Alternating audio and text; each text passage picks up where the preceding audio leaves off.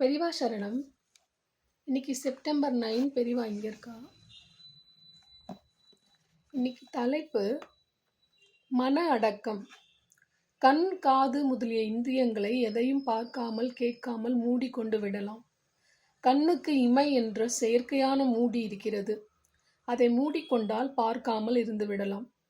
காதில் பஞ்சை அடைத்து கொண்டால் கேட்காமல் இருந்து விடலாம். கையை காலை கட்டி போட்டால் காரியம் பண்ணாமல் இருந்து விடலாம். ஆனால் அப்போதும் மனம் ஒரு கட்டுப்பாடும் இல்லாமல் ஓடிக்கொண்டுதான் இருக்கும்.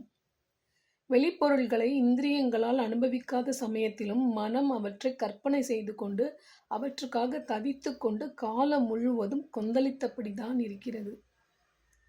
இந்திரியங்கள் செயல்படுவதும் கூட மனதின் கட்டளையாலும் மனதின் இஷ்ட பூர்த்திக்கும், அதாவது ஆசை நிறைவேற்றுவதற்காகவும் தான். ஆகவே மனதை அடியோடு அடக்கி போட்டு விட்டாலே போதும்.